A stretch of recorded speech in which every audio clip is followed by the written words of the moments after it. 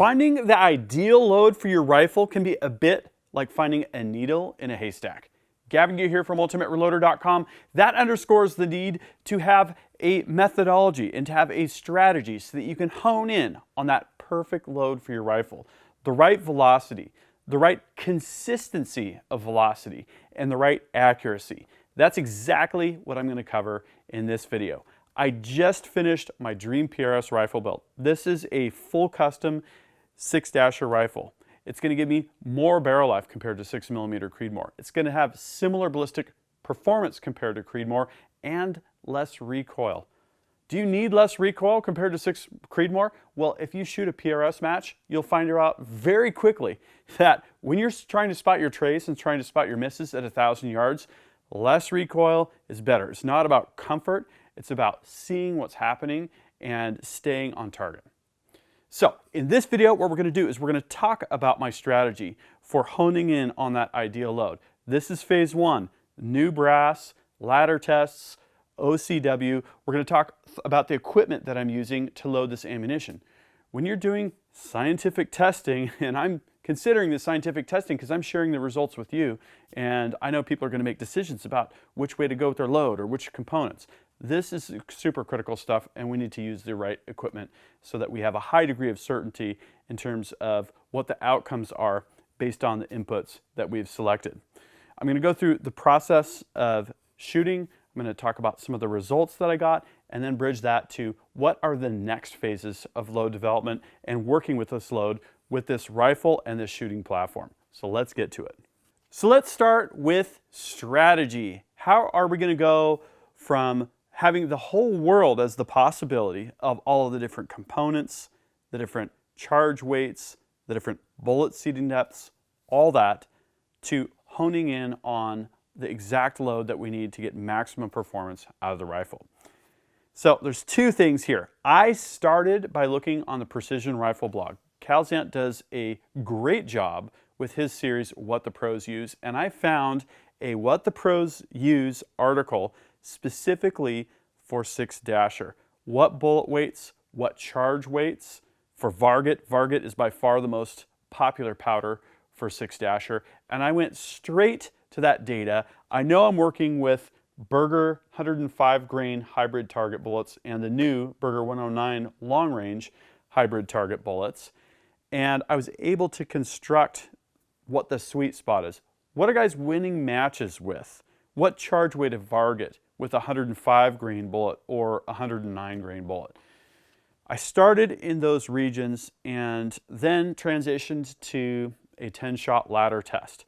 This is the so-called Satterlee Method. I saw on the 6'5 guys, Scott Satterlee, talking with Ed and Steve, and they were talking about looking at a particular range up towards maximum and then working your way back down incrementally, and then shooting a string of shots over the chronograph with incrementally increased charge weights to see where you'll find stable regions of velocity called nodes or speed nodes.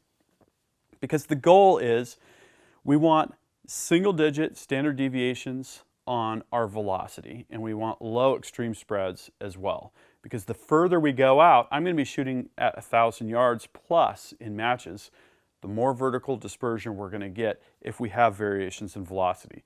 So that's one thing we need. And that's where I started with this load development. I looked at that sweet spot data from the What the Pros Use article, and I constructed a ladder. And this time I'm running really tight separations between the tight increments between the different loads, 0.1 grain at a time.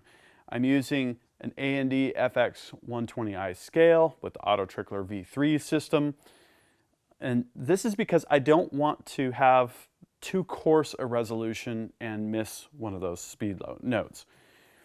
So what you do is you shoot those 10 shots over the chronograph. I'm using a Magneto Speed V3, and then you import it to your computer, and then you look at the graph of the velocity, and you're looking for sort of flat spots, regions where you're not seeing steep increases or decreases, but kind of that stability region. I then took those nodes and honed in and incrementally varied the charge around those nodes to see if I shot groups of 5 shots for each of those increments what kind of group sizes I would get, and that's commonly called optimal charge weight.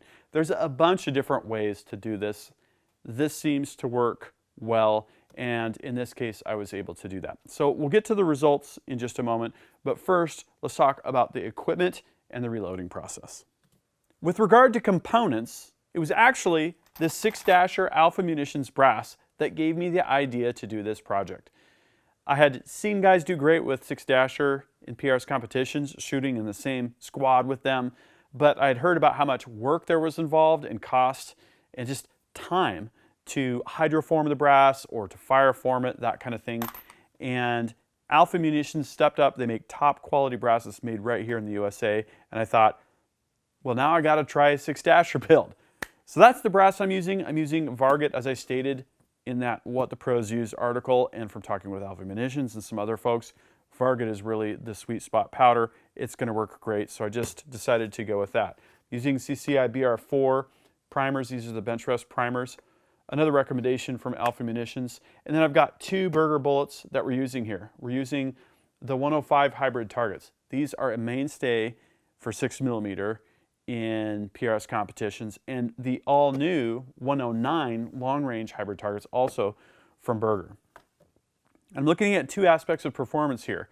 We're going to start at 100 yards, the outcome of really this exploration that I'm documenting in this video, and then we're going to go out further, and what I'm interested to compare is how will each of these bullets do at 100 yards during the initial phases of load development, and how will the performance compare where it really matters, right? 500 yards, 700 yards, 1,000 yards. So that's the kind of thing that we'll be looking at with those. These bullets have done great for me. The 105s I've used extensively for 6mm Creedmoor. And you'll see for 6-dasher, they're performing really, really great so far. For tools, I've got a variety of things going on. I just published a video covering the Wilson expanding mandrel die. This is for 6mm. I'm using that for the new brass to expand the necks for optimal bullet tension. And then I've got 2 dies here from Forster. For a long time I've wanted to try their full-length sizer with their die honing service. This allows you to specify a neck diameter. This one is 266 for optimal neck tension. I had a quick discussion with Forster and with Alpha Munitions. We took some measurements and dialed this in so that when I'm doing my reloading, I have optimal neck tension, and as you know, that is a critical factor for maintaining tight spreads and tight SD on your velocity. And then I've also got the Forster 6-dasher Ultra Micrometer Cedar. I'm using a 6-dasher case gauge from L.E. Wilson Tools and Gauges, and I also started the whole process by firing my first round into the weeds with an arbitrary bullet seating depth, and this is the very first case fired in the gun. I put it on the lathe, made a modified case for this Hornady OAL gauge. I've also got a separate video on that process of how to create those if you have a lathe. We're using the Forster coax press. This press is another popular favorite for PRS competitors because it's self-aligning between the die, between the shell plate and the cartridge, and it's really quick to switch dies out. It's made in the USA, really, really super high quality piece of gear. I'm also using the Auto Trickler V3 system with the new Bluetooth companion app. This does a great job with Varget, and the V3 improvements I've been absolutely loving as a part of this loading process. So that's a brief overview of the equipment portfolio. I've also got the Lee Auto Bench Prime. It might seem funny to use a very inexpensive bench priming tool for this high-end application, but it works great for me, and it's got the best feel for any non-fixed depth priming tool that I've tried. So I'm happy to use that in this kind of a scenario, and it works great with this Alpha Dasher brass and the CCI 450 primers. Okay, now on to the actual loading process. For this initial phase of load development, I'm using new brass. And when I'm using new brass, I like to do a couple things to prepare it for loading. First, I dipped my case necks in Imperial Dry Neck Lube. This provides some lubrication so that we don't get galling when we use the expanding mandrel die from L.E. Wilson. I just posted a video on this die, you're going to want to check that out if you want a more in-depth overview of how that tool works in the process. It's really quick to run the cases through this expanding mandrel die, and I found that opened up the case neck about 1/1000th of an inch, which gives us optimal neck tension. Then it was off to priming, and as I mentioned, I'm using the Auto Bench Prime from Lee. Worked really good. I could feel exactly when the primer got all the way seated into the primer pocket, and it's very quick and easy to use. I like how quickly it is to load, actually. That's probably one of the best things about it.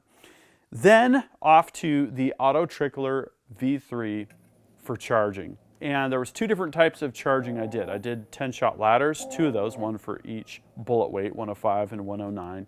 And then batches of 5, 10, 15, or 20 of a particular charge weight. And what I like about the new companion app for the Auto Trickler V3 is there's an increment charge 0.1 grain button. There's other increments as well, but I was using 0.1 grains. So for the ladders, I could load one, hit the 0.1 grain increment button, load another one, and so on and so forth. It just made the process a lot more trouble-free. Then bullet seating. And as I mentioned, I'm using the Forster Ultra Micrometer seater. And in combination with the measurements that I took using my own homemade modified case for the Hornady OAL gauge, I was able to establish where 20 thousandths off the lands would be. A lot of guys have indicated that the 6 Dasher cartridge is really forgiving in terms of 2 lands jump distance. I wanted to start at 20 because I saw guys having good results there, and this was a great confirmation of my chamber geometry because I only had to lengthen that bullet seating depth. I think it was 10 or 20 thousandths over what the Hodgdon load data suggested. Easily fit within the magazine, good to go. The day I collected the load data, I started with the Berger 109s, so let's talk about that data and that set of results first. Like I mentioned, I used the What the Pros Use article to determine kind of what that sweet spot would be for a charge of Varget behind a Berger 109. I chose a maximum of 32.7, and by the way, use this data, any of it in this video, at your own risk. Always consult with multiple manufacturers' load data sources before you ever load or fire a shot that you reload. Full disclaimer is in the video description. Okay, having gotten that out of the way, we did start at 32.7 and decremented 0.1 grain, which led down to 31.8 as a starting charge weight. This time, when I was shooting those shots over the Magneto Speed V3, I was very deliberate to maintain even barrel temperatures and to not have a lot of dwell time with the cartridge in the chamber before firing. If you heat up the ammunition, if you heat up the barrel, you're going to elevate your velocities slightly, and using only 0.1 grain to increment each time, I wanted to make sure we got as good of data as possible. And when I downloaded that data and graphed it, it was a very, very clear graph. And by that, I mean there was 2 discrete flat spots on the graph. These are our speed nodes where we can vary the charge weight slightly and not get much variation in velocity. One at 32 grains and one at 32.6 grains. Now when we look at this ladder, all 10 shots went into 0.656 inches, which is really amazing. That tells me we have a rifle that likes this bullet. It's going to be very forgiving, and it's likely that we're going to get some really good results. One of the results with the 32 grain node, the 32 grain node was really the better performer. 4 shots consecutively went through 0.19 inches. The 5th shot was kind of out to the side, still sub half MOA, but kind of a flyer. I'm not sure exactly what happened there. So I decided to try some 1X reloads using this full-length sizer and some Imperial case wax, very deliberate with my bump, which was actually 0. Okay, so the shoulder pretty much stayed where it was. I shot another 5-shot string and got a group of 0.373 inches. Now for PRS, that's awesome, especially because even with the new brass, we had a standard deviation of 2.2 feet per second. That is a winning combination right there. But things got even better with the Berger 105s. The Berger 105s, being a lighter bullet, started at a higher charge weight of 31.9 grains and ended at a higher charge weight of 32.8 grains. Again, incrementing by 0.1 grains for each cartridge. And same test methodology, I was sure to maintain even barrel temperature, not have excessive dwell time. I shot the 10 shots, I downloaded it onto the computer, and when I looked at the graph, it was not quite as easy to read as the Berger 109 graph. By that, I mean there weren't quite the distinct flat spots, those speed nodes that we saw in the other graph. So I had to kind of interpret things. I chose a node at 32.1 grains and a node at 32.6 grains. As a follow-up, I'm going to go back and take a look at another possible node at 32.4 because that's really near that 2950 FPS range. That is a sweet spot for the 6-dasher. And when we look at the actual group from this 10-shot string, here's the interesting thing, is that shots 1 through 9 consecutively went into a group measuring 0.427 inches. When I saw that happen, as it was happening, I was thinking to myself, this bore, this chamber really, really likes this bullet. And we got a number of good groups. All the good groups were sub-half MOA. 32.1 was 0.390. The best group from all of the testing was 0.230 inches. Let me show you that sequence.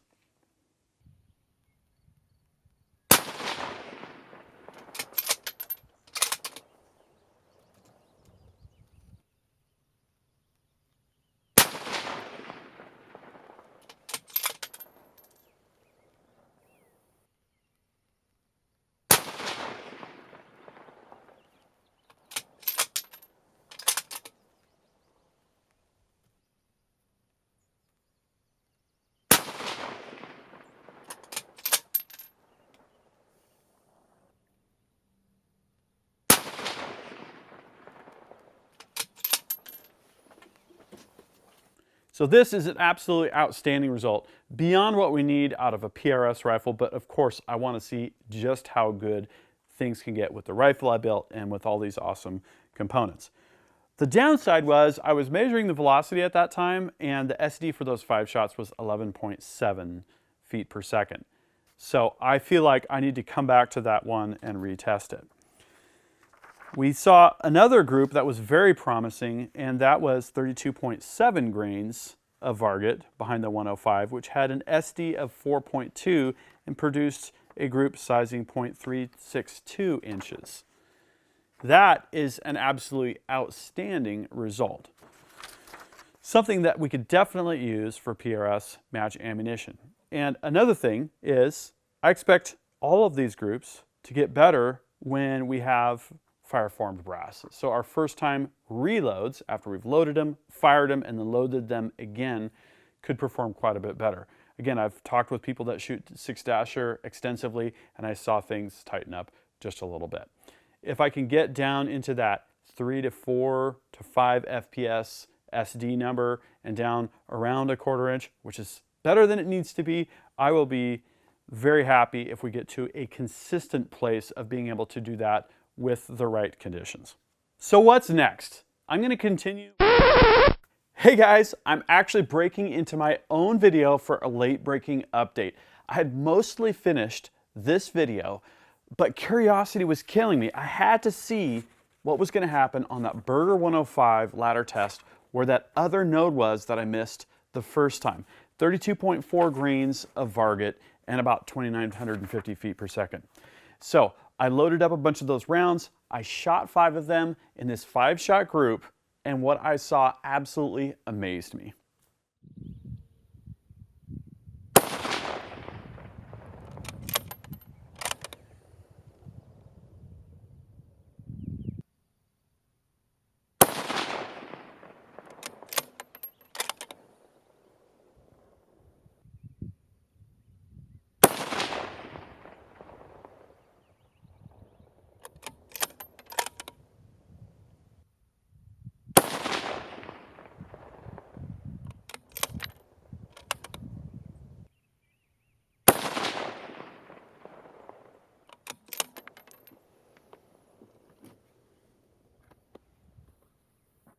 You'll notice if you look closely at that last sequence that a round of ammunition disappears from my loading block. There's a reason for that.